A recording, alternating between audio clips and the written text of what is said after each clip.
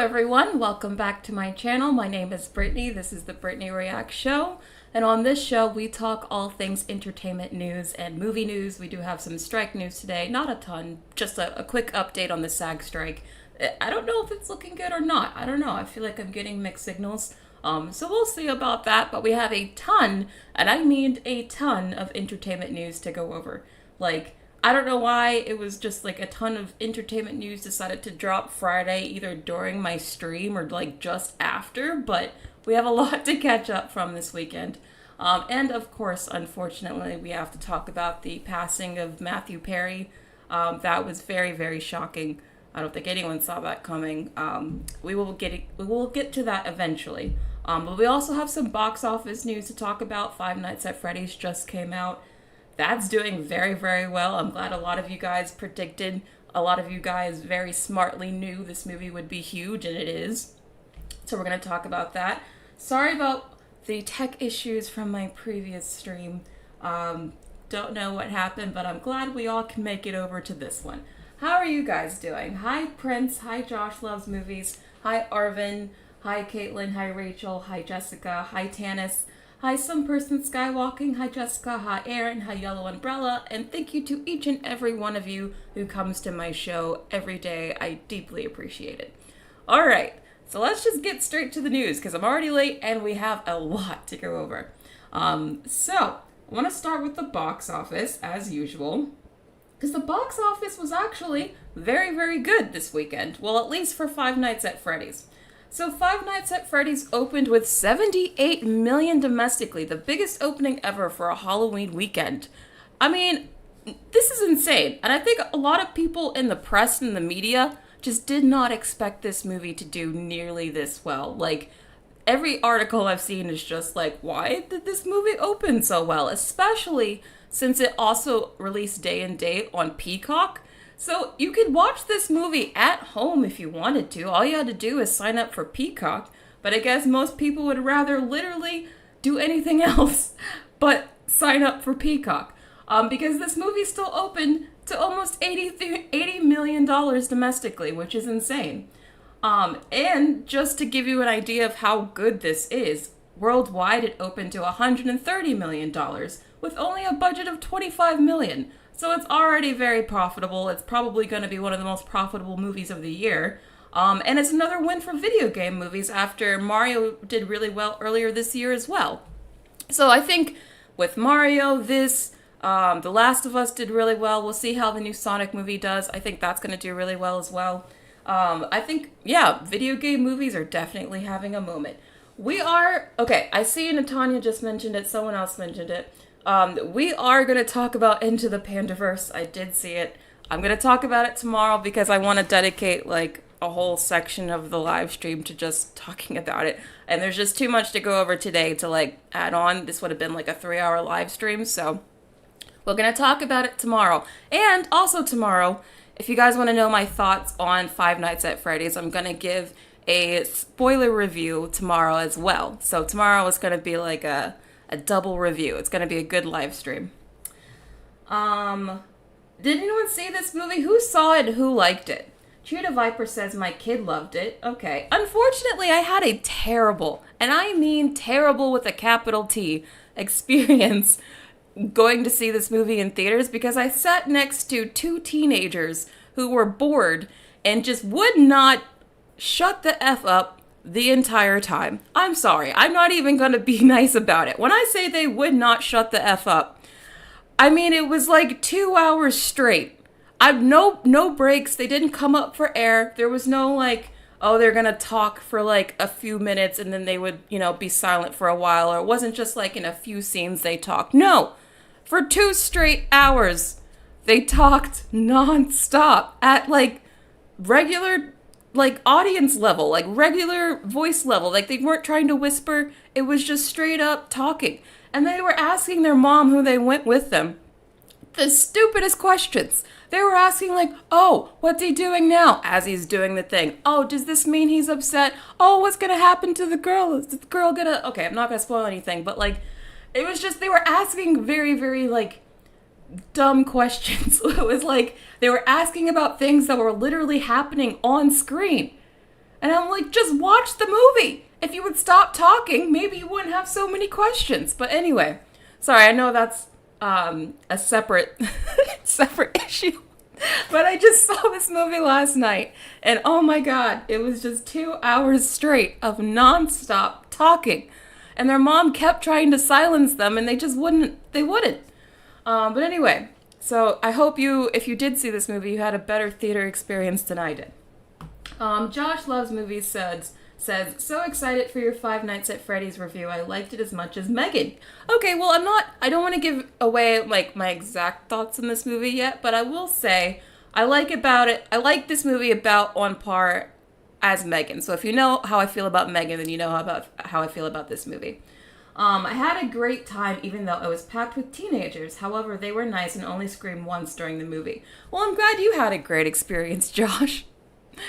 To be fair, the rest of my audience was well behaved. It was just the two that happened to be sitting directly next to me who just had the most to say. I don't know how they had 2 hours worth of conversation about this movie. I mean, when I say they would just not stop talking, it was like there would be scenes in this movie where you just watch Josh Hutcherson like walk around, Freddy's with his flashlight or whatever. So, like, nothing's really happening other than him looking around. And they're still talking. They're like, oh, what's he looking at? What's he doing? What's that thing? Oh, that thing looks weird. Oh, it's like, I don't need your commentary. Okay? Please shut up. It was, okay, I'm done. As you can tell, I'm still a bit fired up about it. As Dave says, what would have happened if I were there? Oh, you would have done something, maybe. I kind of wish I had. Jessica H says, I sat next to 4 teens during The Nun. It was awful. I literally had to tell them to shut the F up. It ruins the movie experience. Yeah, I really had to tune them out. I literally just had to tune them out because they just would not stop. But anyway, moving on. So this movie is tied with Black Widow as the biggest domestic opening for a simultaneous theater and streaming release, which is extra impressive when you consider the fact that Black Widow actually cost $30 to watch on Disney Plus when it was released, whereas Peacock is just the price of a Peacock admission, or a Peacock streaming service. So this again, I don't know if this means that everyone just really, really like respected or liked Freddy's more and just had to see it in theaters, or if this is actually, like, pretty damning for Black Widow, meaning, or not Black Widow, or yeah, damning for Black Widow, like, people just weren't interested in it, or it could be damning for Peacock, because, like, people are like, yeah, I could watch it at home, but then I'd have to subscribe to a streaming service called Peacock. And I don't understand why they named it that, as I've told you repeatedly. So they were like, yeah, I'm gonna go to the theater to see it, but I mean, I'm sure Universal's very happy about it. They're getting a ton of money for this. Oh, Josh, it's tied for Venom as well. Thank you. Okay, Crystal Clark, you liked it as well. That's good. So it seems like a lot of people liked it. It actually got an A- cinema score, which for cinema score goes for like horror movies. That's super impressive. Usually anything in the B range for a horror movie is considered good. So A is like super, super rare. That means like people who saw this movie actually really enjoyed it for the most part. So it's kind of funny that the same thing is happening again with this film that happened with the Mario movie, where you had critics who did not care for Mario, like, at all, but you had the fans who actually played the game, loved the movie. It seems like the same thing is happening with Five Nights at Freddy's. Critics do not care for this film, but fans who've actually played the game seem to really, really like it. I'm wondering if that's going to continue being the case, and I think it will. Here's why. So, I follow a number of, like, people on film Twitter. And the reason why I follow people on film Twitter is because a lot of film Twitter is made up of prominent people within, like, the entertainment journalism space. So they do have a bit of influence. So that's why I'm always curious to see what kind of stuff they're talking about. Because usually sometimes it can trickle it down to, like, what we get in our movies. And what I'm realizing is I don't think most of them play video games. I really think this is becoming like a generational thing. And I have proof that this is a generational thing because 94% of the audience for Five Nights at Freddy's this weekend were under the age of 35. 94% of the audience were under the age of 35. So this movie skewed very young. And I think, obviously, a lot of these critics who've been in the game for a while, a lot of them are over 35. So I think there's just like, I don't think a lot of these critics knew this game was popular, or maybe they never even heard of this game in the first place. Whereas a lot of younger people, we of course knew this game. We knew this game was very popular. So I think it's very fascinating that I kind of have a bit of proof here that, as what I've been talking about I think there's a very strong generational difference between, I guess now let's say like the under 35 crowd and the over 35 crowd. I think the kinds of stuff that audience is interested in, nostalgic for, kinds of movies that they want to see is like wildly different than what the over 35 crowd wants. I really think there's like an increasingly big divide here. And this movie kind of shows it. Joshua Munn says, oh yes, the stream is working now. I just had some issues with the other one. Kisaki says, are you saying that the critics are boomers? I don't know if all of the critics are boomers. I'm not even saying like, I'm not trying to be ageist. I'm just trying to point out that there is a clear generational difference, especially when it comes to comic book movies. So I think now, whenever we do get a new video game, whenever we get a new video game movie that comes out, I think when we look at like critic scores and we look at what the general consensus for film media, like what they're saying, I think we should take it with a grain of salt, to be honest, because I don't think a lot of them play video games. And I think that's starting to become very, very clear. Prince says, personal, I've never played the game, but I know the lore and stuff, so it counts. But generational diff was probably predictable. Yeah, very true. And I could see it in my audience. There was a lot of teenagers in my audience. Most of them were very, very respectful, just not the two sitting next to me. Hyacinth says the movie was made for hardcore fans and not for people who aren't familiar with the game, so it's understandable. That's true. Joshua Munn says, I've been hearing there's been a lot of cheering, clapping, etc. during these FNAF showings, so I figured the budget was low enough to make a profit. We'll see how it does next week. It's the real test. Well, with an A- cinema score, it seems like audiences like it enough that it probably will have good legs. So I think this movie's going to end up doing very well overall. So good for them. And just showing you how well this is, it's the second biggest domestic opening for a video game movie, behind only the Mario Bros. Movie. So, yeah, I mean, that's pretty good. I think that also kind of shows you that these video game movies are only recently starting to do well, because a lot of these movies that are, like, at the top are ones that came out only in the last couple of years. This Angry Birds movie was terrible. I saw that. That was awful. But anyway, I think we're going to start to see this list grow with like more and more larger numbers as I think video game movies replace comic book movies as the dominant, most popular genre. Because I think it's looking like it could be. At this point, I think it's hard to argue that, comic book movies might be on their way out, but video game movies might be, it might be their turn to take over and dominate the 2020s the same way comic book movies dominated the 2010s. Eric says, I think the Eras Tour, Barbie, and Oppenheimer weren't as divided for sure.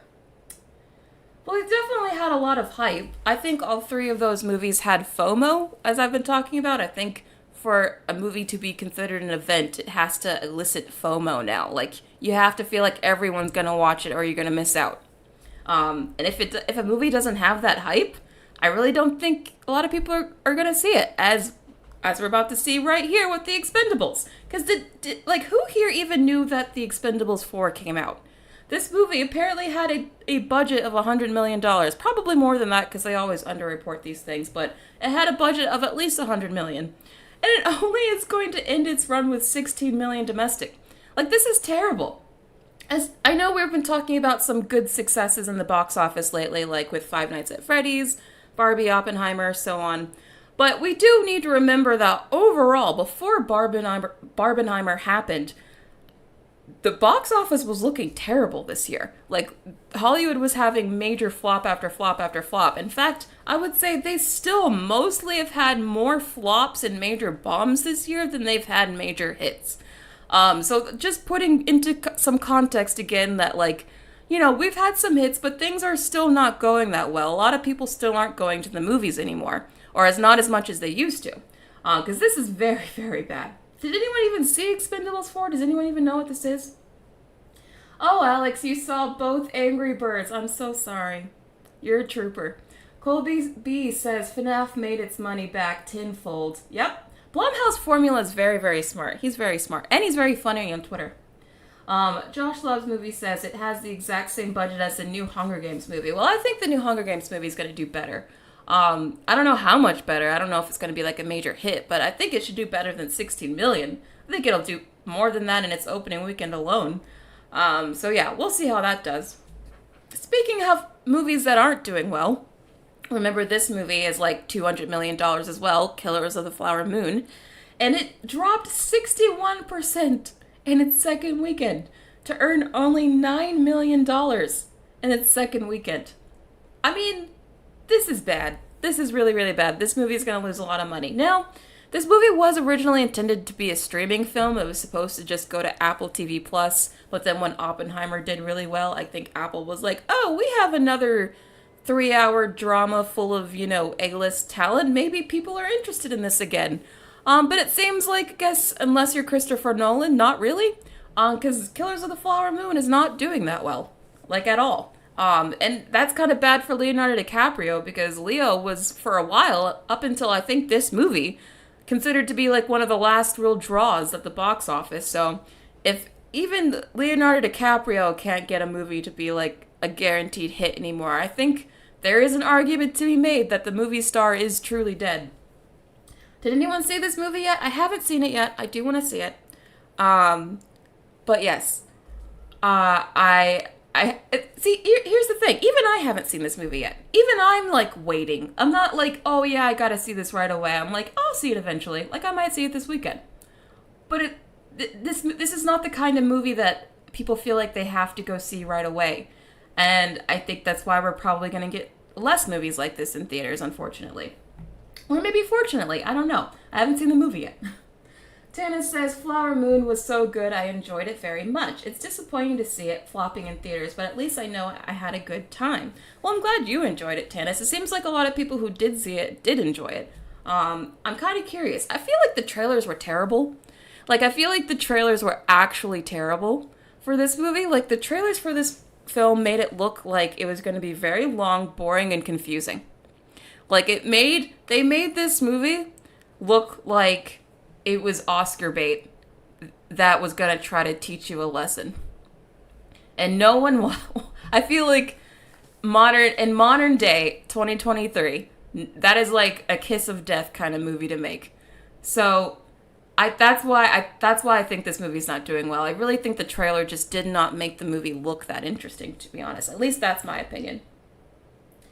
Nobody That You Know says, and as a FNAF fan myself, I really enjoyed the movie, even though it was lacking heavily on many, many important details. Well, I'm sure you're going to get a sequel because it's doing so well. Well, so the movie is 3.5 hours long, by the way. I want to point that out. And the reason why I'm pointing that out is because apparently there were a few theaters that wanted to put an intermission in the movie because it's 3.5 hours long, which, just to give you some context, is only 30 minutes shorter than Gone with the Wind, and that movie has an intermission. So, apparently Apple and Paramount were calling all these theaters and were like, hey, you violated your contract, and were like threatening them and like telling them they had to stop and like, you know, keep the movie as is. And I actually think I have a problem with that. Like, okay, on one hand, I understand they want people to see the movie as they intended, but here, I think, honestly, if you're going to make your movie 3.5 hours long, you need to require an intermission. I think it should be a requirement, especially if your movie is over 3 hours long. If Gone with the Wind, that's only like 30 minutes longer than this movie, needed an intermission, this one needed it too. Broadway shows have an intermission because they are multiple hours long, and they know people gotta use the bathroom. Especially when you go to the theater and you buy drinks. A lot of movie theaters sell alcohol now. So it's just, you gotta give people time to pee is what I'm saying. I think we should bring back the intermission. Do you guys agree with me? Neymar7 says there's never a director's cut of a Martin S. film for a reason. True. I mean, he pretty much just, releases the version he wants. Red Star says, I feel like Leonardo dating super young women kind of stirred people away from liking him. I actually do agree with you. I think Leonardo DiCaprio's reputation as an actor and a person is kind of at a low point. I think the jokes about him only dating women under 25 have actually started to stick to him.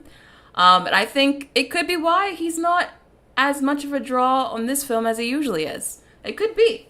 I really do think those jokes I see them all over the internet. They're everywhere. If you spend any time online, you know about the whole under 25 thing. So I think it could be a part of it. Haley Halo says, remember the fans were waiting 8 years for the FNAF movie? It's not just FOMO, the anticipation was insane. That's true. I mean, fans were waiting a long time for that. Oh, Jessica, you wanted an intermission for the Eras tour?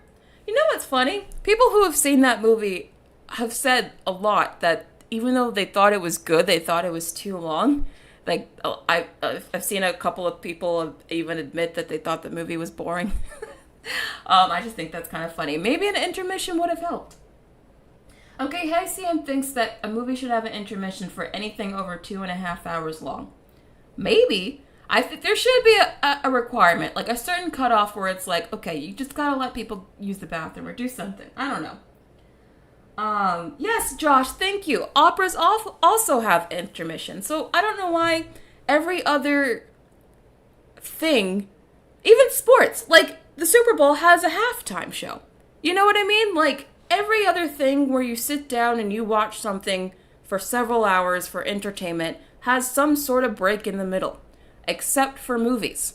And I think maybe we should kind of go back. Anyway, that's my opinion. But now we're about to get to something very, very cringy. And I admitted that I thought this video right here gave me such extreme secondhand embarrassment. I was literally cringing out of my skin watching this. I could not believe this video was made. So, because Killers of the Flower Moon is not doing well at the box office, director Joe Russo, who you guys may know, directed many Marvel movies, including Avengers Endgame, he has been so butthurt, that poor Martin Scorsese has just been making fun of Marvel movies, and he has been, to be fair, since at least 2019. He's been calling them not cinema, he's been calling them theme park movies, he's been saying that superhero movies are just ruining cinema, ruining the entertainment industry, and obviously Joe Russo, who has directed several Marvel movies, feels very much offended and feels some type of way about it. He made this video here that I'm still in shock by, because I find it so cringy and embarrassing. So let me explain what this is so you guys understand the context. So Martin Scorsese made a TikTok just talking to his dog Oscar. Not even talking about movies, not even talking about the box office, not talking about Joe Russo, not talking about Marvel. He just made a plain old, wholesome, innocent TikTok talking to his dog Oscar. And Joe Russo decides to make another TikTok sort of playing off of that TikTok, calling his dog Box Office. Just look at it, okay? Because it's ridiculous.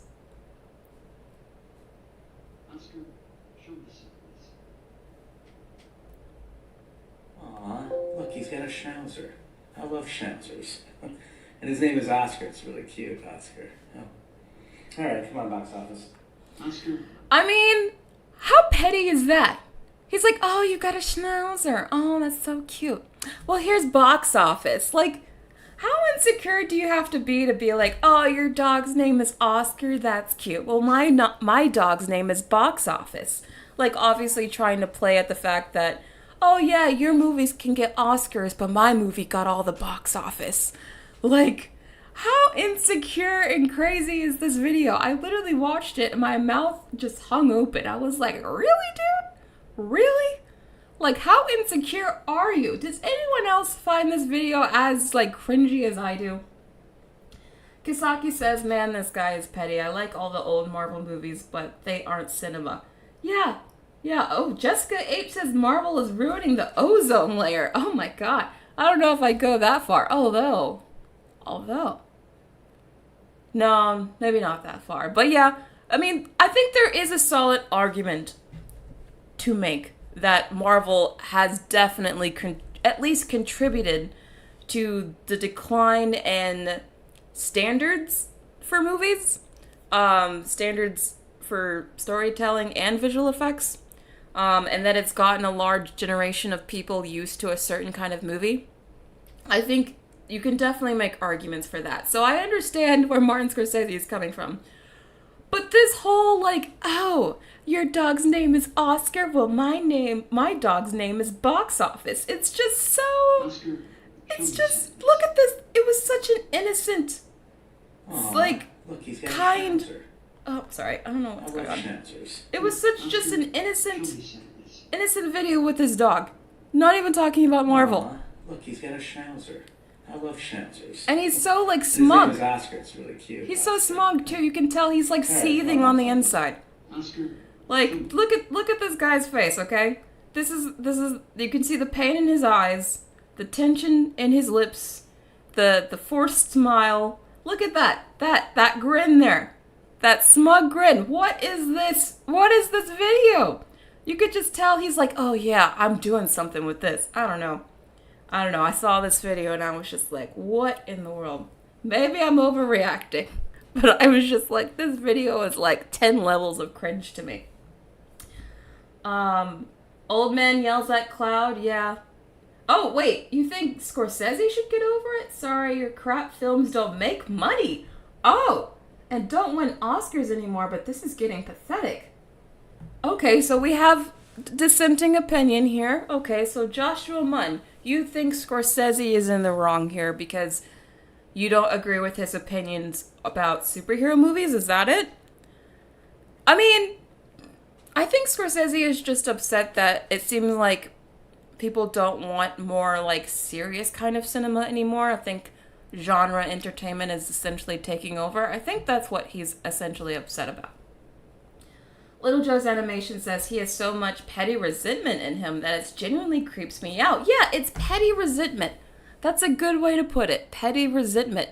But he's like a multi-millionaire, and his movie that he directed is the second highest grossing film of all time. What does he have to be petty about? He has so much bragging rights. Like, this is what I don't understand.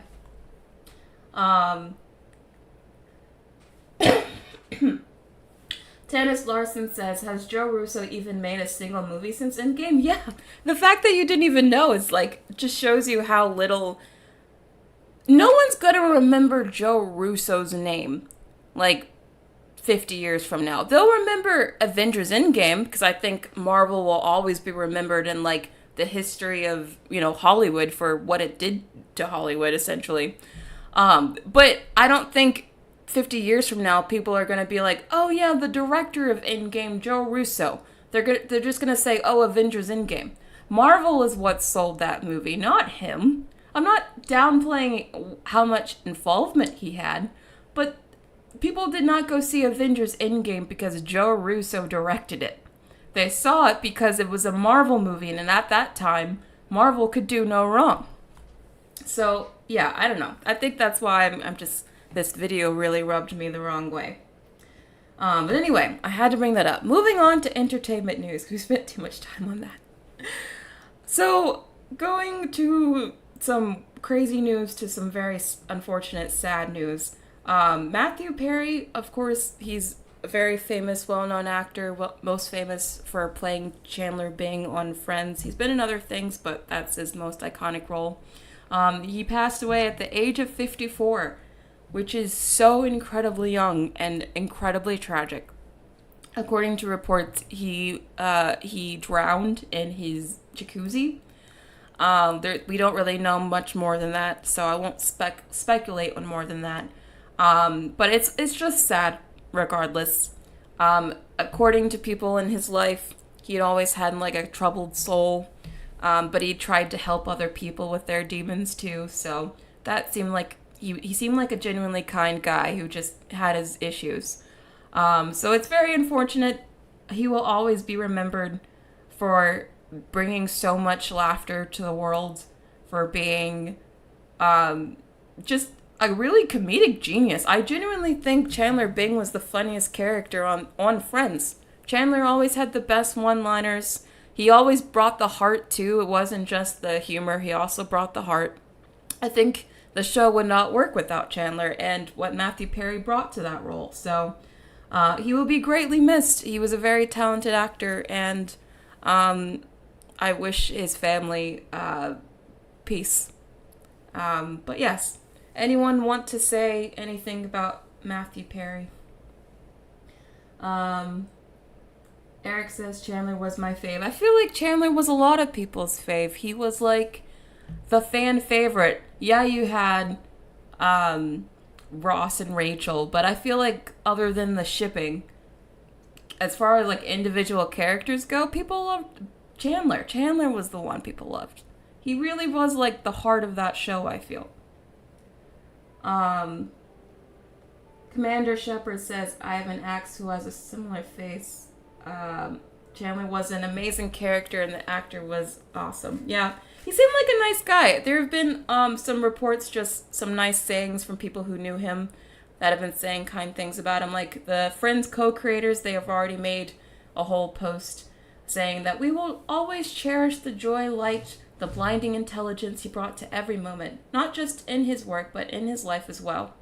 This truly is the one where he breaks our hearts. And they made a whole statement here if you would like to read it. There was also his co-star, Maggie Wheeler. She said, what a loss. The world will always miss you, Mathew Perry. The joy you brought to many in your too short lifetime will live on. I feel so very blessed by the creative moment we shared.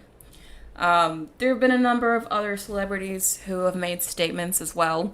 None of the main cast of Friends have said anything yet, I believe. I don't expect them to say something right away. I'm sure they're grieving. But yeah, I think the fact that none of them have said anything is probably because this is just so shocking. So I'm sure they'll say something in their own time. This is just, yeah, it's very shocking. I felt like, for me at least, when I saw this was like as shocking as when I saw that Chadwick Boseman had passed. Like, I had the same reaction. It was just like, wow, total shock. Joshua Munn says, I was just watching 17 again. Yes, he's very good in 17 again. Thank you for bringing that up, because I want to bring up some other non-Friends work that he did. But 17 again with Zac Efron, he was in that. He was also very good. Just a few weeks ago, this seems to happen when I do that. He also made, speaking of coincidences, Mathew Perry had posted recently, like, just a picture of him in the very jacuzzi that he apparently died in, like, just a few days ago, like, very recently, and he doesn't post often. So that's very eerie and very, very, like, such a huge, strange coincidence. Jessica Sheets says it's probably hit Jennifer Aniston hardest as they knew each other the longest. Yeah, I'm sure, I'm not blaming them or like surprised that none of the main cast have said anything yet. I'm sure they're all grieving together in their own time. Just like when the Naya Rivera died for Glee, like the Glee cast all kind of like came together for that as well. I'm sure the same thing will happen with the Friends cast. Star Film Studio says RIP, but his legacy will never end. Yes, he will always be remembered. There were actually, I saw some pictures. People were actually going, they might still be doing this actually, but people are going to the Friends apartment and they're leaving like flowers and stuff out there in front of the Friends apartment for Mathew. So this is affecting a lot of people. Loretta Banks says, humanity is an industry that strips you of your humanity. I mean, we don't... Yeah, I mean, I get what you're saying. I mean, Hollywood has a way of, unfortunately, messing up a lot of people. Yeah. I mean, we don't know his life. We don't know all of his demons and everything he went through, but it's very tragic because he was so young. He was only 54. That's way too young. Way too young. But yes. I want to sort of awkwardly transition from something that is so sad and such a downer to something maybe a little bit more lighter. But yes. So, Pixar's Inside Out 2 is coming out next year. It's actually coming out in the summer, so it's actually pretty soon, relatively soon. And they've started to release some information, some new news on what we can expect from Inside Out 2. And it sounds like they are introducing some new emotions to Riley's head. So the new emotions, they are Mindy Kaling as disgust and Bill Hader as fear are no longer going to be part of the cast, apparently according to contractual issues. I've seen other reports it's because they wanted too much money and Disney didn't want to pay them. But instead, they are getting replaced. We will get new feelings. We will have anxiety, embarrassment, ennui, and envy. I had to look up this one. I didn't even know what this one was. Thankfully, someone in the chat also had the same question. Where did it go? Oh no, someone had the definition waiting to go. But basically, ennui is like a sort of like base point where it's like you're sort of waiting for an emotion. What was the exact definition? A feeling of listlessness and dissatisfaction arising from a lack of occupation or excitement. That's what it is. And it's pronounced one way. Okay. I had no idea what this word was, so I had to look it up. But anyway, these are going to be the new emotions in Riley's head. I think this actually makes a lot of sense. I think anxiety is probably the just more evolved adult, or I guess teenage version of fear. And then I guess envy will be the more teenage version of disgust. So I can see how those emotions are just like evolutions on those.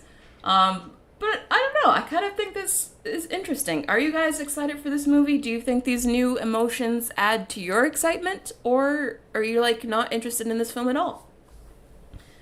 Marcus says Riley losing emotions because Disney is cheap is so hilarious. It is, isn't it? Isn't it kind of ironic? That's literally why we're not getting fear and disgust. It's because Disney's cheaping out. That's kind of funny when you put it like that. Tex4 says Pixar was in trouble when they started to rely on more sequels than original ideas. So you guys seem to be upset that we're just getting another sequel. Yeah, I get it. I do wish Pixar would come out with more original stuff, but I mean, you're about to see, we're going to talk about Elio got delayed. I mean, Elemental is now considered a success, but I mean, it was just barely considered a success. It was almost a giant flop. So I understand why they're depending on sequels now, because their originals aren't like guaranteed hits anymore. But it is kind of sad. I'm still really excited for this movie though, just because I really liked the first Inside Out and I think this could be good. So I'm still looking forward to it. Oh, Radiant Hope says you're not interested because it's Disney. Wow, Disney really has to fix their reputation. Like, they have got to get on it, because they are losing fans hand over fist. Little Joe's Animation says, Inside Out is so amazing, this could be even better. I think it could be. It's supposed to be, we're supposed to be focusing on Riley's journey into puberty. I think it's kind of interesting that they didn't have an emotion here that has anything to do with, you know, having attraction at all. I'm wondering the reason that Disney didn't want to do that is probably because of the current culture war that they find themselves in, where they have a lot of far right Republicans saying that they're like, I don't know, kid whatever's. I don't even want to say it, but you know what I'm talking about. I'm betting Disney is probably like, you know what? Let's not even tempt fate by like making Riley have a sexual emotion. Even though that would make sense if we're talking about like this is about puberty. So I'm sure they'll still talk about it in their own way, but I feel like that is one emotion for, if we're specifically talking about puberty, that is glaringly not here, in my opinion. I mean, I get they're trying to keep this kid friendly. I'm not saying that it needs to be adult. Don't get me wrong. I'm just saying, like, kind of like how they did in Turning Red, where they sort of touched on it, because that movie was also about puberty, but they also showed, like, with puberty comes, like, feelings of attraction and that sort of thing. Like, I feel like that movie handled that subject in a very kid-friendly way. I thought maybe Inside Out 2 was going to do something similar, but it seems like maybe they're shying away from it entirely. Which is a choice. Maybe not a bad choice, but I think it's definitely a choice. Divine Olsen says, I'm only watch Inside Out and Wish, and after I'm done with Disney/Pixar. Oh! Why is Wish like a must, though? I'm curious. Why is Wish a must, but everything else is not? I'm curious. Jessica Sheath says they can handle mature topics without being overly blatant with it. Exactly. That's exactly what I'm talking about. And I thought, I have problems with Turning Red overall, but I thought with it dealing with certain topics like that, I thought they handled it very well and very tastefully for that age range. Indy Sunflower says the first movie was just okay. Hopefully this one is better, but I doubt it. Okay. I guess a lot of people do just think the first one is okay. It seems like either you really love that movie or you were just like, about it. Joshua Munn says they did Riley's first date and didn't need lust for that, to be fair. Oh, that's true. That's true. Maybe not. I'm not saying it was necessary, I just felt like it was an interesting omission to at least discuss. Little Joe's Animation says, I feel like both sides of the political spectrum are going to care way too much about her sexuality. Yeah, that's what I'm saying. I feel like they're probably just going to omit it entirely because they don't want to, be brought up in some political war. That's why I brought it up, just because I think the omission of that character says a lot, to be honest. Joshua Munn says, Turning Red got a lot of backlash, though, so, yeah, that's what I'm saying. Yeah, the thing is, I thought Turning Red handled it, like, so tamely. Like, it wasn't, I don't think Turning Red was, like, too adult at all. It was very, very much aimed towards, like, 12-year-olds, and I thought it was very appropriate for 12-year-olds. But you're right, it still got a lot of backlash, nevertheless, so I'm betting Disney probably is thinking, okay, we don't want another situation like with Turning Red. So that's probably why I don't think they're probably going to address it much. Eric says, do you think Disney's Wish will surpass 600 million? I think it depends on if the songs are good. I think it entirely depends on the music. Radiant Hope says, pretty sure lust and attraction are not the same thing. Yeah, very true. I was not saying lust. I do not want to put lust in a 14-year-old or however old she is. I was just saying, like, something to do with attraction or something like that. But anyway, moving on. Since this is getting into, like, dicey territory. Yoshi says we need more A-spec representation. Maybe they're going in that direction. Maybe. Very curious. Kizaki says, I think the emotion love would be a more appropriate emotion to explore. Oh, like love? Okay, I like that one. Which encompasses flirtation and crushes. Yeah, like that would have been a nice one to add and very, very appropriate. I don't think anyone would have had a problem with like a love person there. Crystal Clark says, Turning Red wasn't an extreme or anything. It was normal. Like, I didn't get it. Exactly. Pop says, Turning Red is one of my it's one of my favorite recent Disney movies. A lot of people like Turning Red. In fact, I think Turning Red is, like, one of Disney Plus's most popular movies. So it's even though it got a lot of backlash, there's still a lot of people who like it. There's still a lot of families who do see it as appropriate for their kids. So I think Disney could do it again. But of course they'd have to do it very tastefully. I would only want them to do it tastefully, which they've shown that they can do. So that's why, I don't know. We'll see. We'll see what they do with the movie. But I think this maybe kind of shows that they are listening to what like backlash and like what people are saying though. I think that's what this says. So getting to Daredevil. So you guys remember that Daredevil, the writers and the director, basically everyone was fired from Daredevil. They'd already started filming. They'd already made like a few episodes. And apparently the show was just so bad that they had to cancel everything and they're just going to start from scratch. And they hired new writers and a new director. Now, I don't know how they got new writers on board, since technically the writers are still in solidarity on strike with SAG. So that must have meant that Marvel was talking with writers when writers aren't supposed to be talking with studios right now, but whatever. But we do have a new showrunner for the new Daredevil Born Again, I guess. Born Again. And it's the same showrunner that did The Punisher. And I think this says a lot. I think this says that with Punisher is a very, very brutal, violent show. And something that we kept hearing a lot about the original version that they were going for with the first Daredevil Born Again was that they wanted to go for a very, very light movie. They wanted to go for a more comedic touch on Daredevil. So I think what this says here is that they realize that fans don't want that. I think they realize in it ahead of time that fans are probably going to be upset with the lighter version of Daredevil because it's not the same version of Daredevil from the Netflix show. And I think probably one of the biggest changes they're about to make is making it more probably violent and edgy. Probably not too violent because it's still a Disney Plus show. But I think the fact that they got the showrunner from Punisher means that they're going to go for something that's a bit more like edgy and probably has more action than what they were going to go for before. So maybe we won't get the super light, jokey Daredevil that they were kind of promising. How would you guys feel about that?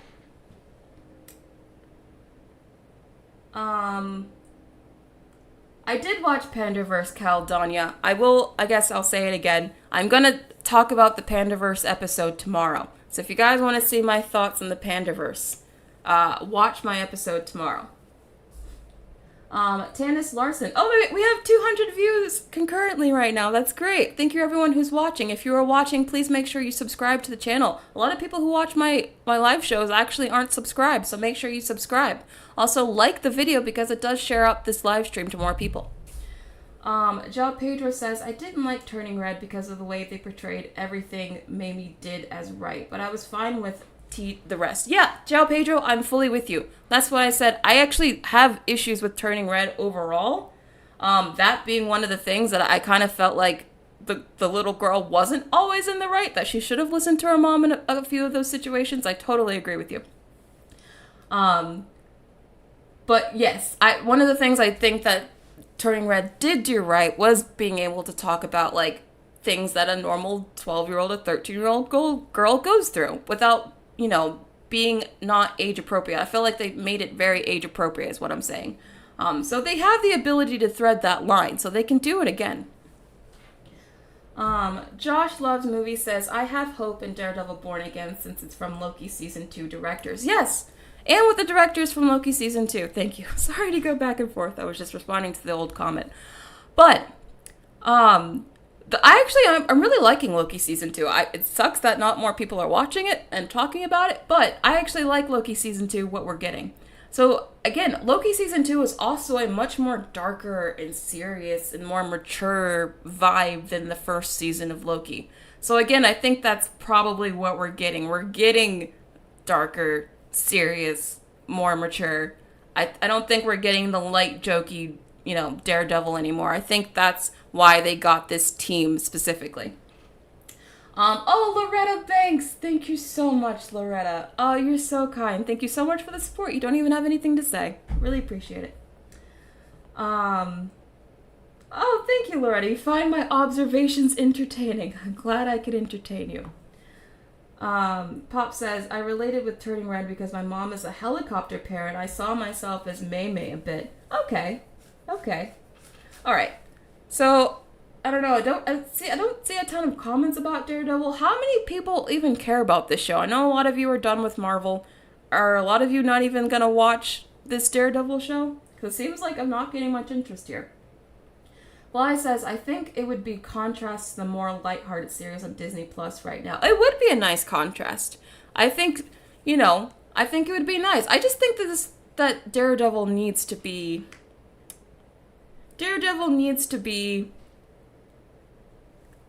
at least similar to what people expect from the Netflix show. If you change too much, people are going to balk at it and they're going to lash out against it.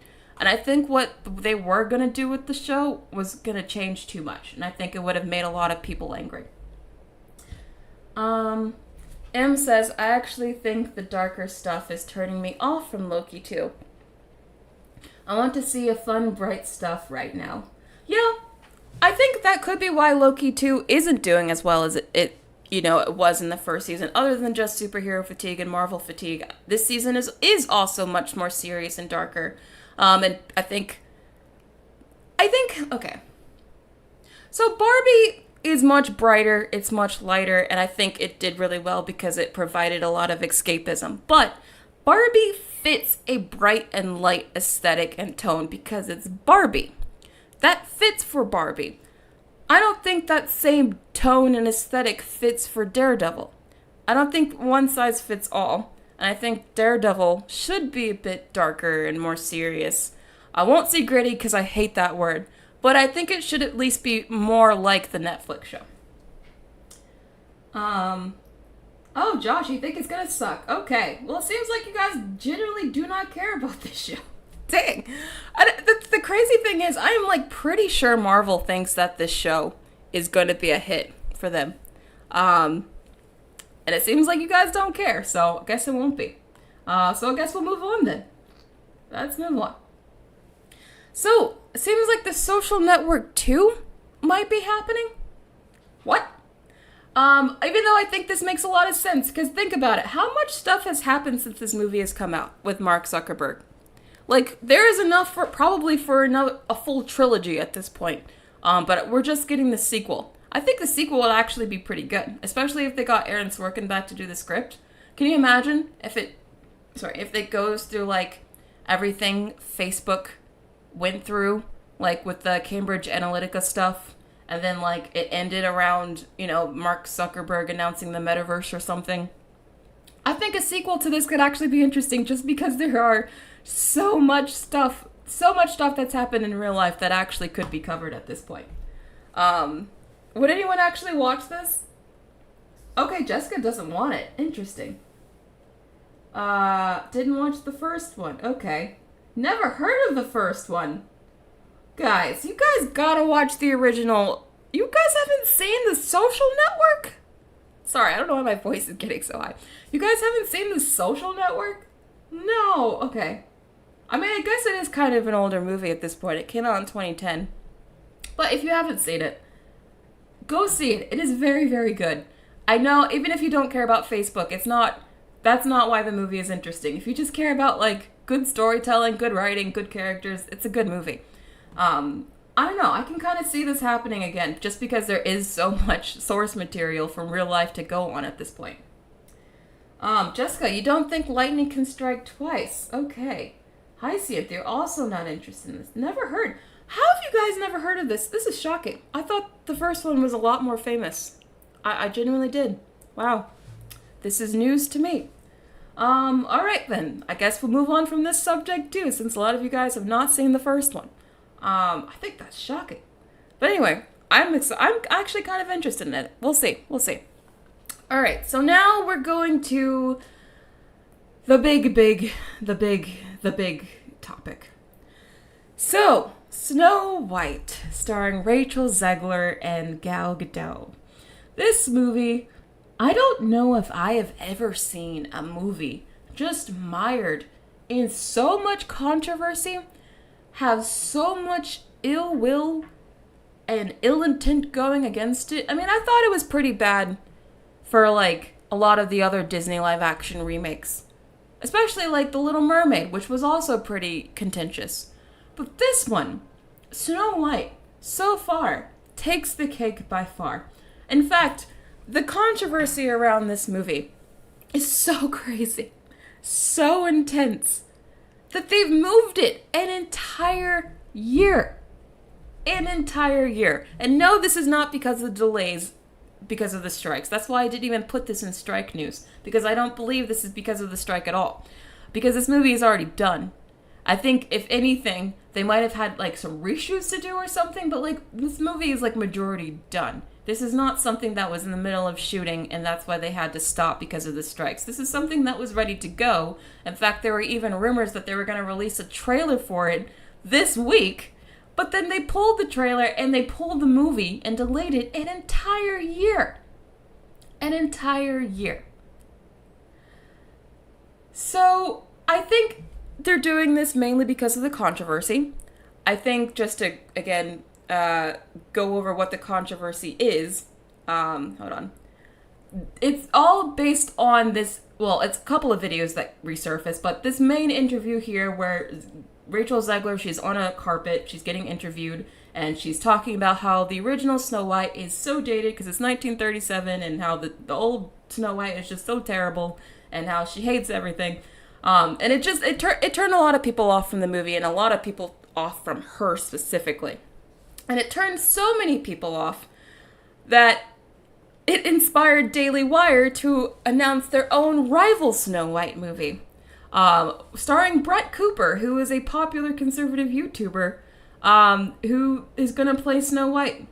So I think the combination of all the backlash against Rachel Zegler and the fact that the Daily Wire is actually making their own Snow White movie to, basically counteract them, scared the crap out of them.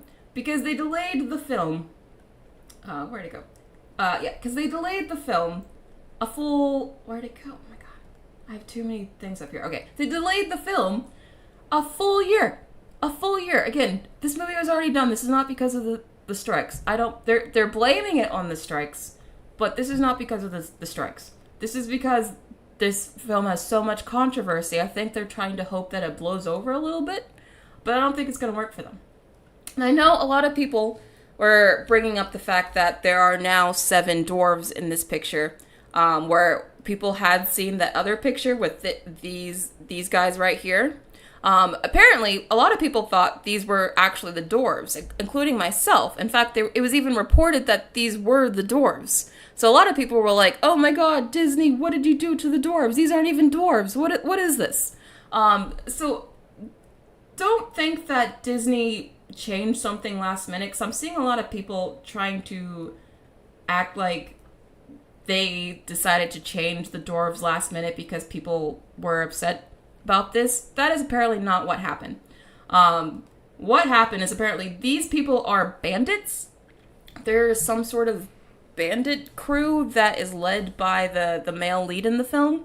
So these apparently were never the dwarves. So don't believe whatever this narrative is that they decided to change the dwarves last minute because of controversy. Apparently these were never the dwarves, even though a lot of people thought they were. But I still think the dwarves look really bad, not gonna lie. Like, they literally look cartoonish. Like, she looks real, but they look like cartoons. Like, this kind of looks like... You guys know the, what's it called? Like, any of those, like, half-animated, half-live-action movies, like the Smurf movies. This kind of reminds me of, like, the Smurf movies, where you have, like, a real person, and then everyone else around them looks, like, animated. Because these dwarves do not look real at all. They look super, super fake. I know the browser's kind of blocking this, so... Can you guys see this? Do you guys buy this at all? This looks super fake to me. But yeah, I hope the CGI is not done with this, because, yeah, the dwarves don't even look that good in my opinion, but, I think it's crazy that they're moving in a full year. I don't think it's going to work for them. I understand why they're doing it. I still don't think it's going to work for them. And I think so far what they have shown from this movie largely doesn't look good. So, I think this movie has a lot going against it. I think it has a lot going against it. 7 mythical individuals. It's so stupid. Like, this is so stupid. Do you know how stupid this is? Okay, can I rant to you guys for like a minute? I need to rant about this picture and why I think it's so stupid, and I actually think it's offensive to little people. I do not think when Peter Dinklage made those comments like, voicing his concern for how this movie would portray actors with dwarfism. I don't think that this is what he had in mind for how they would fix it. Because not only did they not actually use dwarves, so they'd use some fictional CGI creatures here. So that's like 7 dwarf actors who are out of a job now. But they also made them look super bizarre and creepy. Like, you couldn't have gotten like actual real actors. I mean, how is this not more offensive? You know? I think, again, this is why I loved the South Park Into the Pandaverse episode so much. Because that episode just highlights everything that I've been talking about, where Disney panders so freaking hard, they end up shooting themselves in the face. Because what is this? They pandered so hard, they ended up being offensive. That's how I feel. That's how I feel. Connor Garrett says Disney is just losing people's respect. Yeah. Yoshi says, literally, would casting little people have eaten that much of the budget? No, it wouldn't. No, it would not. Because unfortunately, a lot of actors with dwarfism don't get work. So, no, they would not be expensive. What in the Night in the Living Museum is this? Oh my god, yeah. It's very, very creepy. Erica says they tried to fix it via magical creatures / bandits. Yeah, I mean, the bandits still look bad. I'm not even gonna lie. Even though we know now these aren't the actual dwarves, we all thought they were the dwarves, but they're not. I still think the bandits look terrible. Because the costumes look terrible. They're giving anthropology. You know, they look like they were manufactured through a manufacturing, machine that could be, the same factory that Shein uses. Like, I don't buy that this is, these costumes come from an actual olden era. Like, you can even see, like, tailored seams. Like, it looks too clean, it's ugly. All of these costumes are ugly, but, like, the actual material, it's too clean, too neat, too tailored. I don't buy it. I still think they look bad, not gonna lie. So, I think this movie is gonna be dead on arrival, so them moving it a year, I don't think is gonna work. Because I just think it looks very bad. Indie Sunflower says, if they use little people as the dwarves, people would still complain. Yeah, people probably would have complained either way, but at least they would have had jobs. I mean, why is the progressive thing to do is to not give people work? I don't think Disney, especially Disney of all companies is going to be the last company to make a movie that makes fun of dwarfism. They were never going to do that in the first place. Because it's Disney. They try to pander even when they don't have to, so why would they intentionally try to, like, hurt people? So I don't understand why having actual real dwarves would be offensive, because I don't think Disney was ever going to do anything offensive with them, because it's Disney. Eric says they actually were the dwarves. They are just changing the whole story now to include the CGI dwarves instead of the bandits in the mine/cottage scene. What, Eric? I'm so confused. I'm hearing so many different things. There are a lot of people who are like, those were the dwarves, those weren't the dwarves, they're just the bandits. No, they were the dwarves, now they're the bandits. What is the truth? What is the truth? Because at this point, I've heard multiple reports. I don't even know what to believe anymore. Pop says Snow White is relevant for all the wrong reasons, I swear to God. Rusty Shackleford says Disney will never be gritty. They are as polished as they come. Yeah, they will never be... Well, they try to be gritty. Like, they tried to be gritty with the Peter Pan and Wendy movie, and that was awful. Disney just can't do gritty. They're not good at it. Gly says, it seems to me like Disney cut corners in the visual effects. Even costume design, yeah. It's sad because they probably want to edit and post, but we can see the cheapness. Yeah, I mean, you can see the cheapness. Like, again, these look about as real to me as, like, the Smurfs look in the Smurf movies. Rai Noel says, forget the movie. I'd rather watch the documentary on this production. Oh, yeah, right? I bet the behind-the-scenes documentary on how this movie was made probably would be more interesting than the movie we're actually going to get. And by the way, I want to add something. I don't know if this is actually true, and I hope to God it's not, but according to My Time to Shine, the original script for this movie has Snow White being an independent liberal socialist who's leading a revolution against the evil queen. So, in other words, in case you've seen South Park Into the Pandaverse, they replaced Snow White with a woman of color who complains about the patriarchy. Which is literally what the Snow White episode complains about. So they literally did it. You know what? I bet if this is true, and this is literally what the plot of this movie is, I bet they saw the Pandaverse episode, and Bob Iger was like, oh shit, our Snow White movie is literally a movie that's gender swapped with a woman of color who complains about the patriarchy. And that is something that they say Disney does a lot in the Pandaverse episode. Like, a lot. So it's hilarious to me if this is true, because that would be hilarious timing. Hilarious timing. But anyway, would you guys want to see this movie more or less if this was true? I kind of want to see it more now if this is true, because oh my god, I need to see a liberal socialist Snow White. I need to see it. I have to see that beautiful train wreck. I have to. I know South Park really got it, like, on the money. Josh Loves Movie says Snow White is gonna go down in flames like Camila Cabello's Cinderella.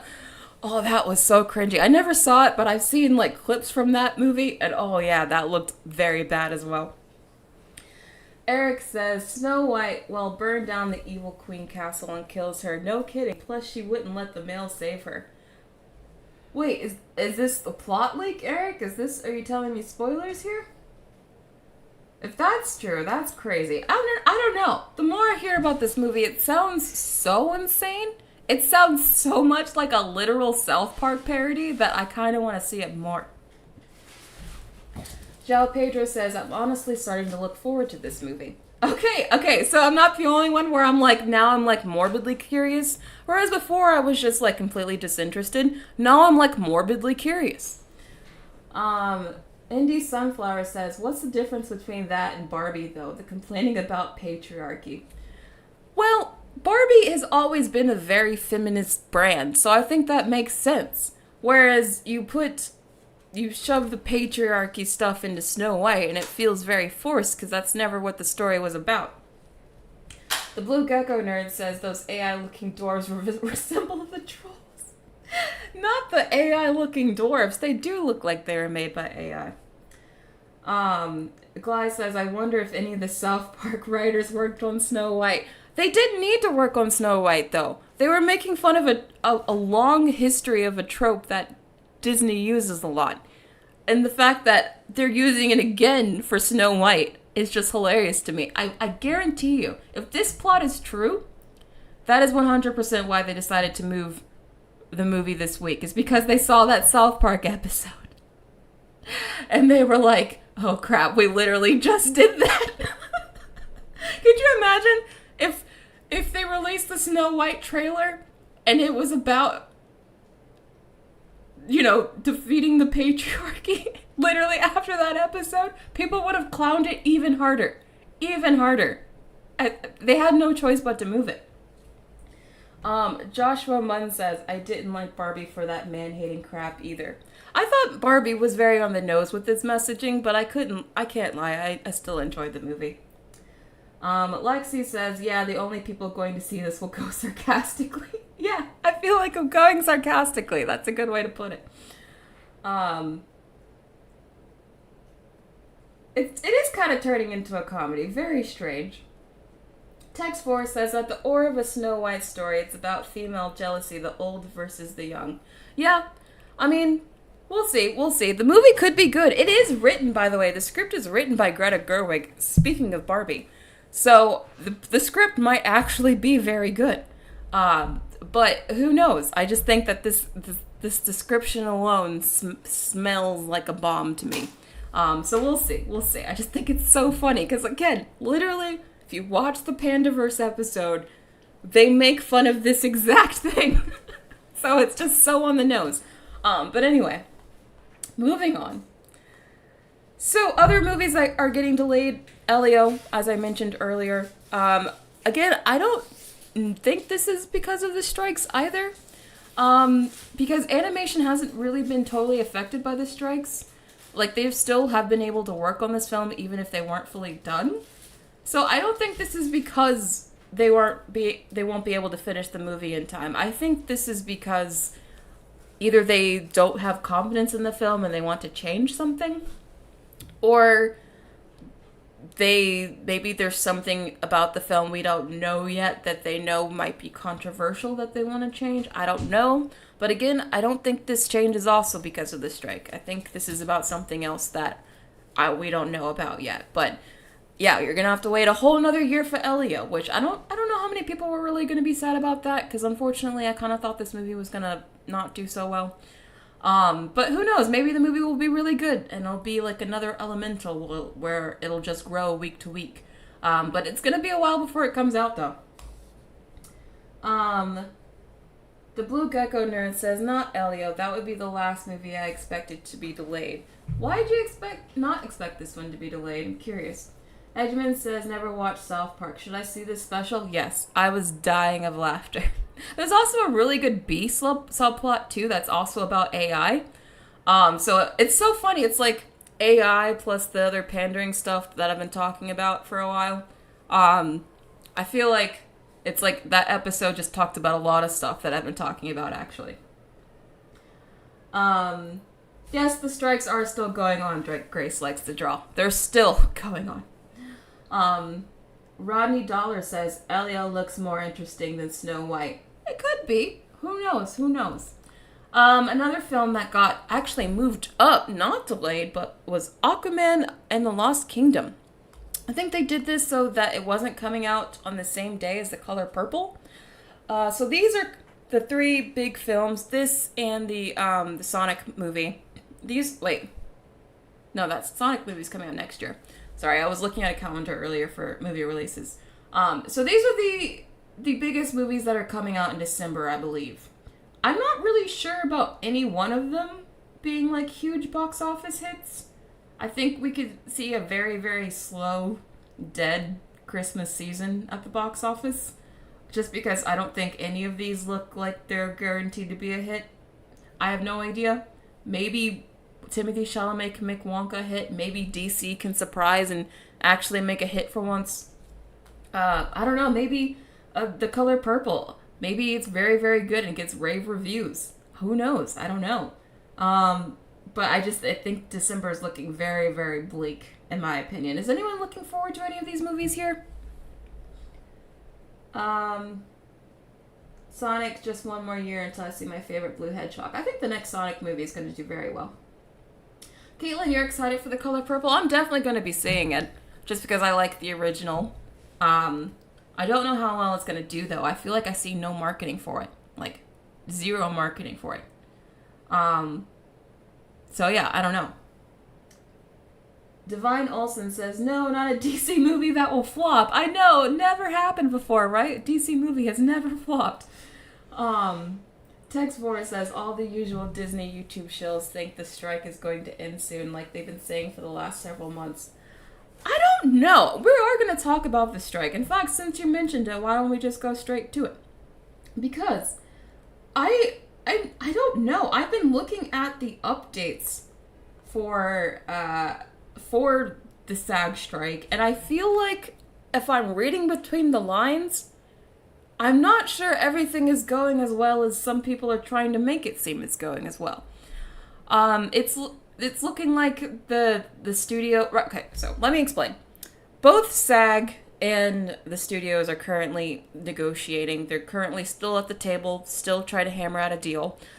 There was a lot of optimism on Friday that things were gonna basically be done and over by next week, so essentially this week, because they were saying like, oh yeah, things are going very well, we're on the final stretch of our negotiating, and it was looking very, very positive. People were genuinely saying, and still saying, that the SAG strike could end this week. But again, just reading between the lines, I'm not certain. It could, but I'm not certain. So SAG and the studios negotiated over the weekend with speculation that a deal could be reached within days. But, as before, the situation is still fluid. And this is where I'm like, what do you mean the situation is still fluid? I feel like that is code for don't get your hopes up if a deal is not made. Because SAG did release a whole statement here. And they said, over the course of the weekend, we have discussed all open proposals, including AI, with the AMPTP. Both parties will be working independently Monday and re-engage on the scheduling at the end of the day. And they want everyone to flood the picket lines to show a show of support. Now, I think, as I've been saying since the very beginning, that I think AI and streaming residuals were going to be the biggest sticking points in these negotiations, and it was going to be those 2 points that was going to keep these strikes going on forever. And I think I was right, because the fact that they're singling out AI here and nothing else makes me feel like the AI talk is not going well. And I guess maybe I do need to explain why I think the whole AI discussion is so important. If SAG does not make the studios say no to using AI to replace background actors or to, take anyone's likeness and just for like a day worth of pay, which is what they've been trying to do. If SAG can't convince the studios to let those points go, that's bye-bye to background acting work. That's bye-bye to actors being able to control their image forever until they can renegotiate again, which they probably won't be able to unnegotiate that. It literally could just spell the end for not just Hollywood, but like the acting profession for like most people, except if you are a top A-list, like A+++ list actor who can actually like sell tickets. So I think that the AI talk is not going well. And that's what SAG is trying to project without saying. So we'll see. We'll see. Maybe the strikes will end this week. That would be great. I know a lot of people will be very happy about that. But I'm reading between the lines here, and I know how much the studios want to use AI. And I'm thinking that could be the holdup. If this doesn't get passed, if this deal doesn't go through, I think it'll be because of AI. And I think this tweet right here is proving it. What do you guys think? Rodney Dollar says AI taking over could be really bad. This is why the actors honestly should fight against it now. This is your last time to fight it before it's too late to fight it. So that's why I don't think Fran Drescher and that Ireland guy are gonna, back down. And I don't think the studios are gonna back down because you can save so much freaking money by using AI. So much freaking money. So they're not going to want to back off on that. And obviously, I think it's kind of impossible to totally avoid AI anyway. So I understand both sides are not going to back down on this issue, which is why I'm not surprised this is the one issue that they haven't been able to agree on yet. So we'll see what happens. We'll see. But I'm a little nervous now. This tweet makes me very nervous. Oh, Pop, I'm glad you're watching the Pandaverse.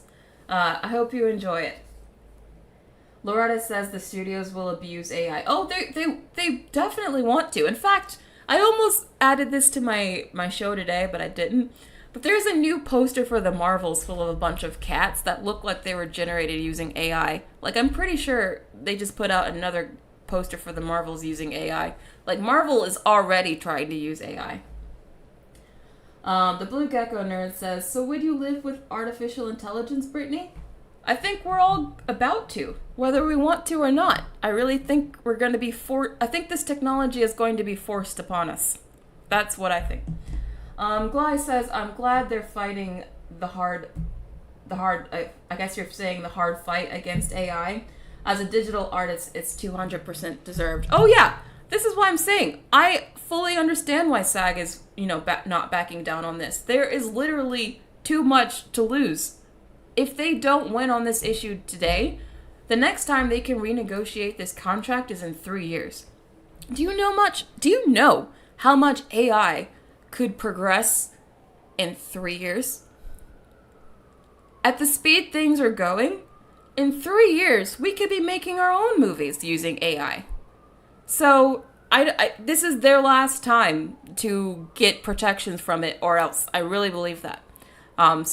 This is why I think if they don't come to a deal, it'll be because of the AI thing. Joshua Munn says, actors and writers better learn a trade like South Park Pandaverse said. We all better learn. That's why I loved the episode so much, because the AI discussion is also very relevant to all of this too. I guess we all gotta learn trades now, since, the only people who will be rich in the future are apparently handymen. Jessica Sheath says 2023 has been the year of divorce, breakups, AI, and strikes. Yeah, 2023 has been a bizarre year. Has anyone else felt like this year has just been strange? Like, not bad, so to speak, just weird. Like, very weird. But anyway, sorry if you can hear anything in my background. Nana says, if AI becomes our entertainment, I'm just going to stop watching TV, movies, and video games. My life will be so boring. Why do you think your life will be boring?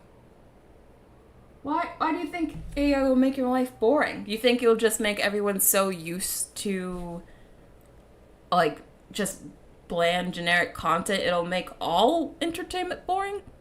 It could be. I mean, that's kind of what streaming did. So I can see that. But anyway, I just had to bring this up because, as I've said, I can kind of read between the lines here, and I'm getting nervous. Very nervous. All right. So getting to the member question. We have a member question today. Oh my gosh, we're already so over time. This is crazy. So I'm going to get through these member questions. Thank you everyone for joining today. Please, I do want to remind you guys to subscribe, since a lot of you guys aren't subscribed. If you don't want to miss any of these live streams, I would greatly appreciate it. Also, please make sure to like the live stream, because it does help share the live stream to more people. So let's get to this member question, because I asked, once the strikes are over, since we have so many surprise flops and hits this year, again, very strange year, what should Hollywood even focus on making? Like, what kind of movies should Hollywood actually make that people actually want to see? Because it seems like Hollywood doesn't really know what people want to see. So I got a lot of good comments, as usual. I'm going to read through them in a second. How are you guys doing? Ronnie Dollar says, if AI really does take over, I guess that means we should watch every film show and listen to music from the past decades. I mean, there's just going to be so much content when AI, reaches its peak, that I think we will never run out of something to watch. There will always be something to watch, something new. Crystal Clark says, honestly, I don't even know, as everything is on fire. Yeah, Hollywood does feel like it's on fire, not gonna lie. Alright, getting to the member comments. So, M8, I love how you're always one of the first people to comment. That's great.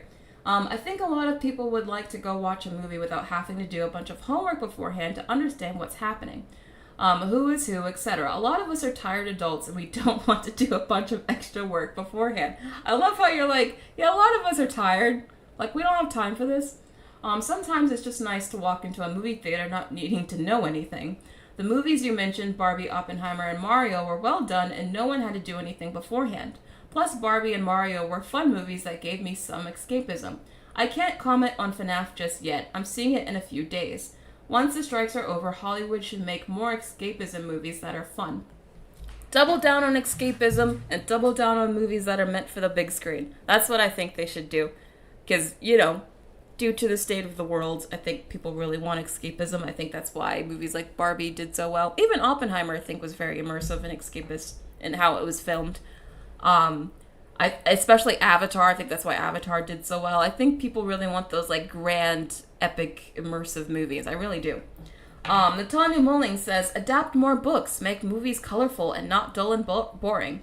And personally, want more chick flicks. Yeah, chick flicks. I think honestly, Barbie doing so well and the Eras Tour and maybe the Mean Girls movie that's coming up, I think having these more female-oriented movies doing so well might actually bring in a new era of chick flick movies. Who knows? I think Hollywood realizes that with Barbie's success that there's a lot of women who are just underserved in the film space, so we might actually get a lot more chick flicks out of it. So we'll see. Cheetah Viper says, I watched FNAF on Peacock, no babysitter. I enjoyed it. A child of mine has attached to watched it 4 times since Friday. He loves Mario too. He has asked to watch it 4 times since Friday. He loves Mario too. Those movies make him excited. The movies I've personally enjoyed this year are Megan, Cocaine Bear, and John Wick 4. They weren't telling a message. The movies had stories that allowed me to have a bit of escapism. Going forward, I want entertainment.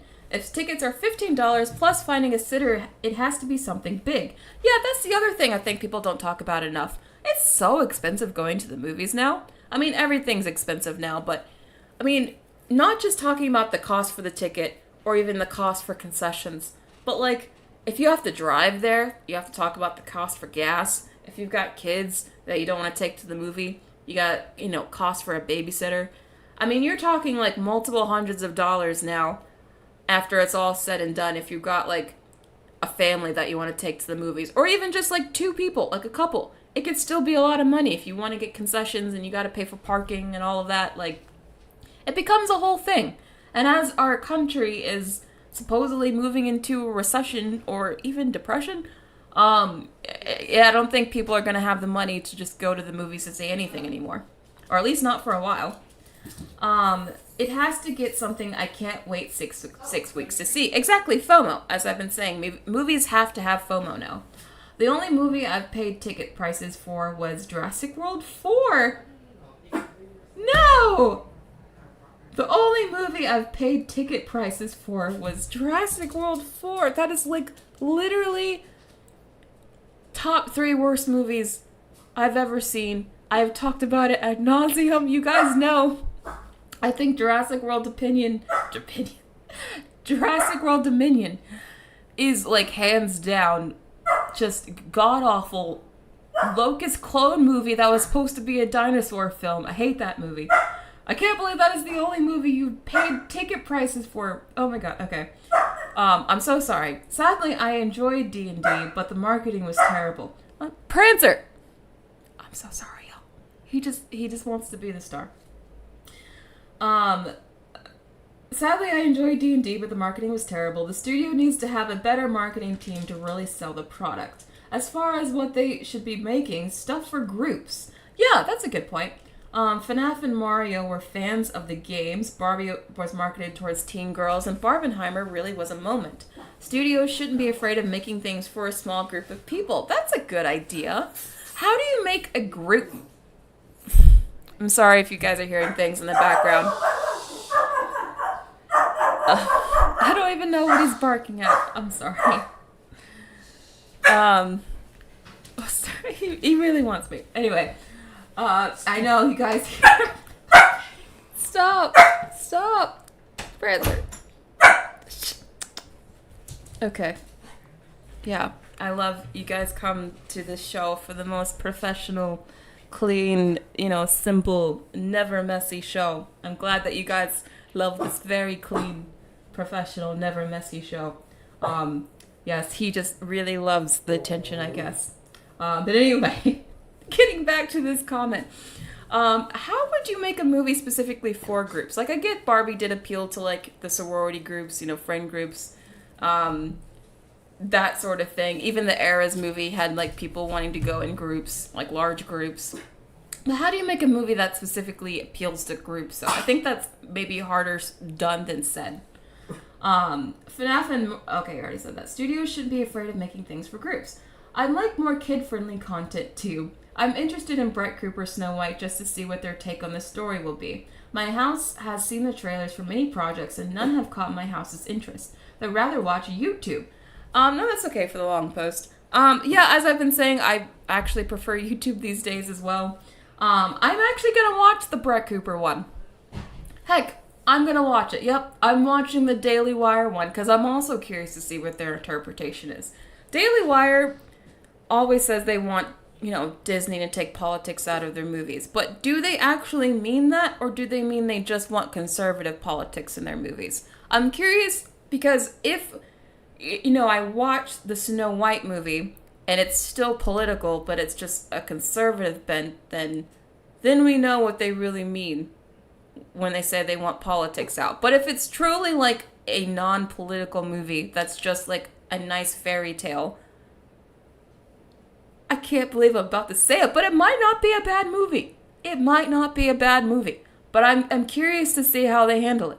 It depends on how they handle it, truly. But thank you for the post. Thank you for the post. Retro Jess says, it seems like video games or anything that connects adults with our childhood might do well. That's true. Nostalgia is a hell of a drug. I loved that FNAF movie, even though I never played the game. It was just a fun and campy movie. Like I said, I'm going to give you my thoughts and review for the movie tomorrow.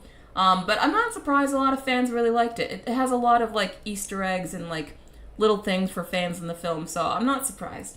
Rhea Lynn says, Hollywood should be trying to make all different types of films, in my opinion.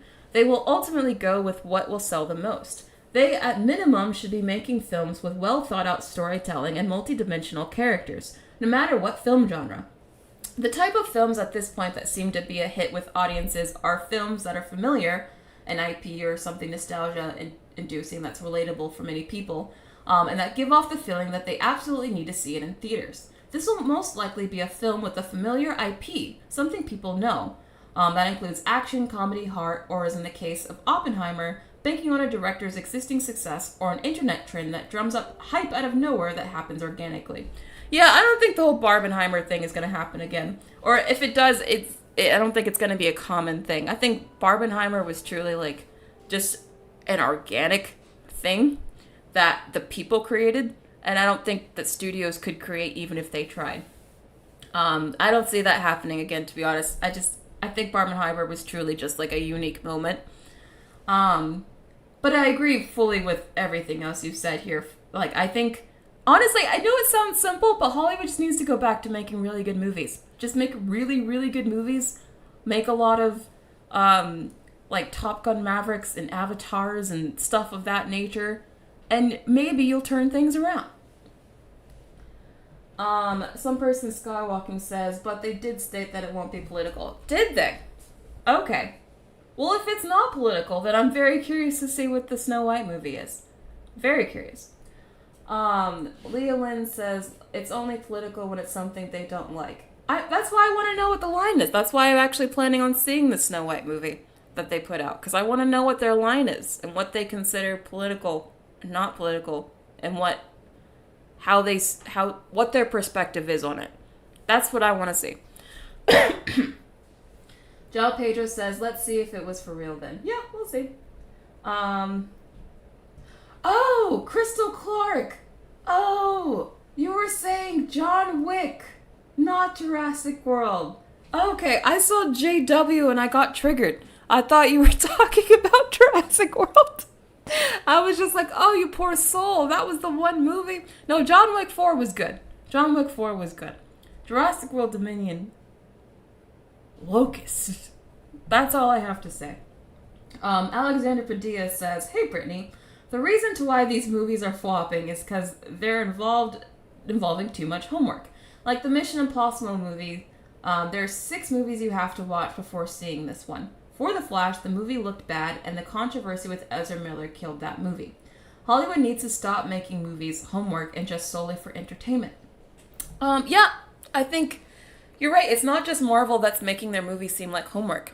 We're now having these long-going franchises that are so long that they're on version 6, 7, 8, 9. What were we on with the Fast and Furious movie this year? Aren't we on Fast and Furious 8 or 9 at this point? And then we were on Mission Impossible 6. These franchises have gone on so long at this point that it's harder to get newer people interested because there's just so many movies you gotta watch to understand what's going on. That's why I think we're at a point where Hollywood really needs to start building new franchises, because they've absolutely milked their old ones to death. And I think we're starting to see that this year. Oh, Anthony, thank you so much for the super chat. Oh, wow, I really appreciate the support. That's incredible. Thank you. Hey, Brittany, just wanted to say I love your streams. They're always the highlight of my day. Keep up the good work. Oh, that is so kind. I love when you guys just want to say, hey, just like your show. That's always the best. Thank you so much. Really appreciate the support. Oh, yeah, thank you, Crystal. Another one, Saw X.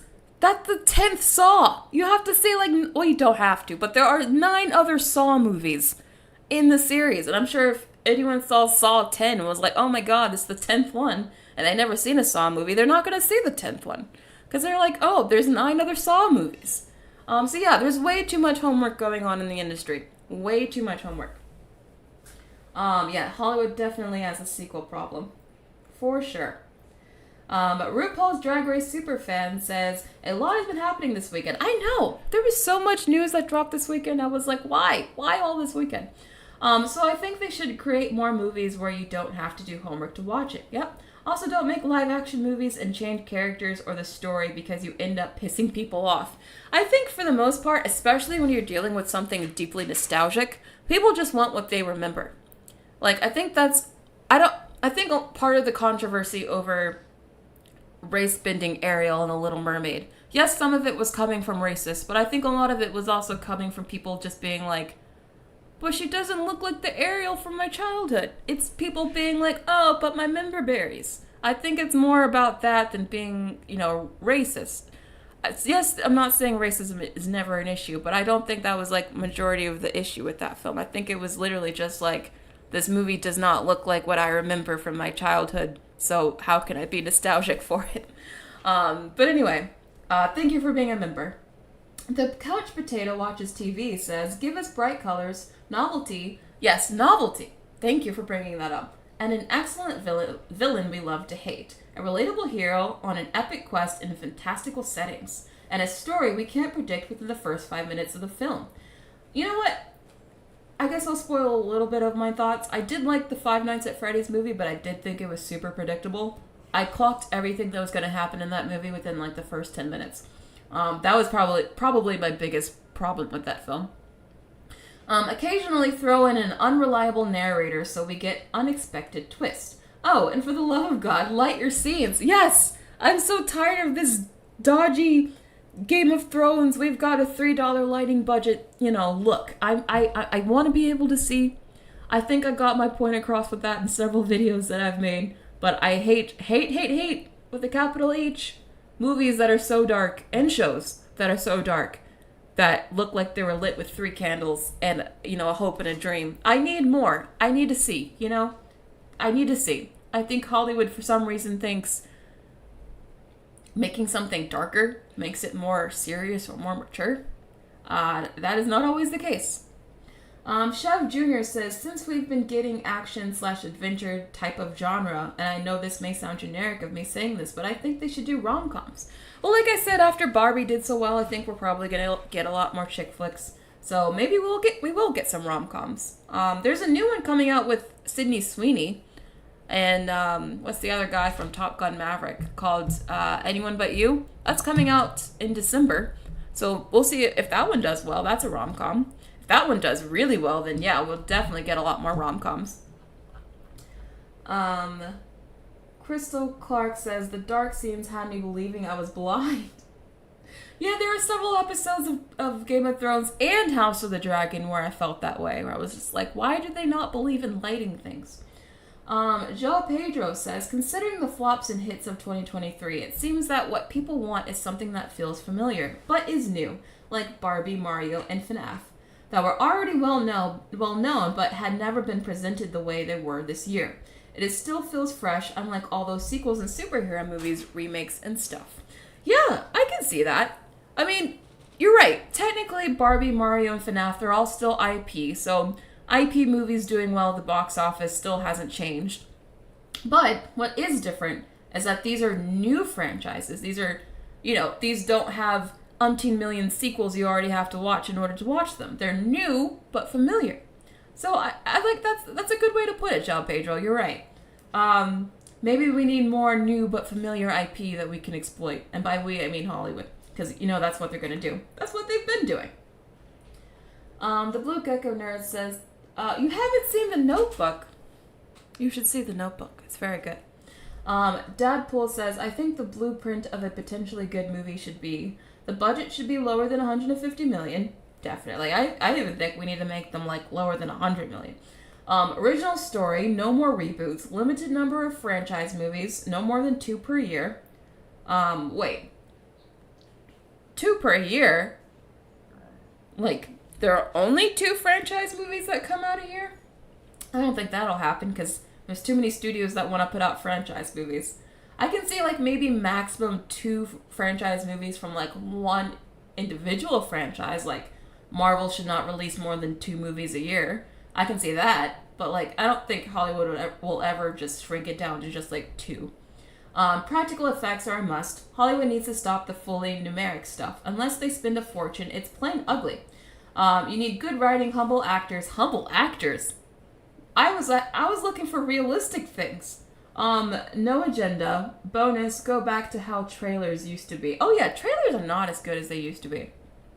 I feel like modern trailers are all just information and noise, and there's no hook. There's no hook to be okay, this is the movie, but here's the reason why you gotta see it. It's all just, this is the movie. There's no, okay, but this is why you gotta see it. I feel like they're missing that extra part. Yeah, a lot of trailers nowadays are not that good. The legendary movie critic, thank you so much for being a member, Josh. Video game movies are taking over comic book movies, plus horror movies based on a short film like The Black Phone or Smile or a game like FNAF are doing extremely well. I think less unnecessary sequels and less live-action remakes are more original ideas and original concepts for movies, plus more animated movies. I feel like you and I, Josh, we are on the same mind with this. I would love more original stuff. I would love more animated stuff. Well, not I feel like when I say more animated stuff, I need to clarify. I want more stuff like Arcane and Nimona when I say I want, more animated stuff. Because I feel like a lot of Western animation is, so similar. It's all kind of riffing off of that Adventure Time look. Some people call it, Tumblr animation. I'm not as interested in that as I'm interested in, Arcane kind of animation. I want more stuff like that. But I'm totally with you. I think video game movies, especially now that FNAF has done so well, even though it's also on Peacock, oh yeah, we're about to get, every video game is getting turned into a movie or a show. Just everything. It's about to be what happened to comic books, it's about to happen to video games, for sure. What is the chat saying? I still want to make sure I'm talking to you guys. Crystal Clark says, we need movies, not less movies, with the humble actors. Where are we finding these humble actors, though? There's so few. Some person skywalking says, imagine asking someone about their favorite book and them saying it was written by ChatGPT. That could and probably will happen. You know what? That probably will happen. Slackjaw says, I think the cinema audience is looking for an experience.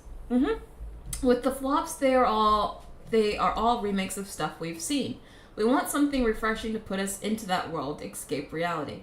Escapist, we want an experience, FOMO, good writing, original story. I think we're pretty much all on the same page here.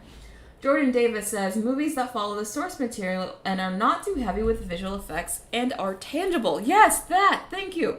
Also, I think Hollywood, all of Hollywood, not just Marvel, needs to stop the whole let's fix it in post mentality, because it's making their movies look so digital and uncanny.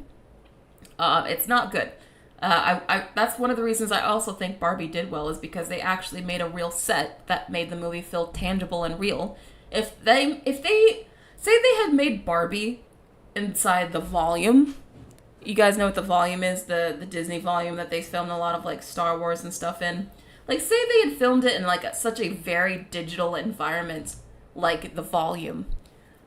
I don't think Barbie would have done nearly as well, because it would have looked half as good.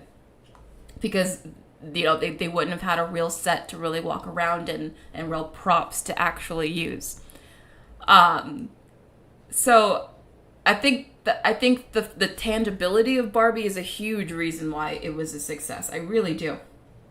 Moving on to the next comment. The CoverGirl official says people are tired of franchises pumping out the same mediocre crap that only amounts to homework in order to even understand the movie. General audiences want actually good, entertaining movies. If a movie is good, people will watch. Movies based on IPs like Mario, Barbie, and FNAF are things that people know and like. So people naturally want to know if the movie was good. Original movies with good word of mouth can also get people interested. Original movies can do very well, but I think they have to have a story that's interesting. Like, they need a hook. It can't just be like another similar story we've seen over and over again. It has to be something with a hook to get people interested. I know that sounds so like basic and duh, but like a lot of these movies just don't have a hook. If you have like a good, clever, high concept hook, I really think that will help you like a lot. Just good visuals, good writing, a good hook. That's what we need. I feel like it's so simple, but it's little things like that Hollywood is just not doing. So yeah, I think they should do that. But anyway, thank you everyone for commenting here, and thank you for being a member. As always, if you want to be a member, please just press the join button at the bottom of the screen to help the channel. If you do become a member, you get to participate in these comments here and get your comment read. So please consider becoming a member. All right. That was it. There is no WTF news today. Sorry about that, but we are already way over, so that is fine. Rocky Desert, thank you so much for your super chat. Really appreciate it. There is a rabbit hole of ebooks sold on Amazon that are entirely gibberish and believed to be produced by AI in non-English majority countries. What? That is a wild statement. Is that true? You know what? It probably is true. I don't even doubt that. That's crazy. That's crazy. I mean, I'm not surprised. Right now, I don't think AI is very good at writing. Like, it's actually pretty bad at it. But eventually, I think AI will probably get very good at writing. And then maybe we will get good books written by AI. But who knows? That might take a few more years, though. Because right now, I would say AI is better at doing images than it is at writing. Like, I think it's very bad at writing. But yeah, eventually it will change, though. And that will be a very bad day for all writers everywhere. But anyway, that's the end of the show. Thank you so much for joining us. Thank you. I appreciate each and every one of you who come to my show every day. I deeply appreciate it.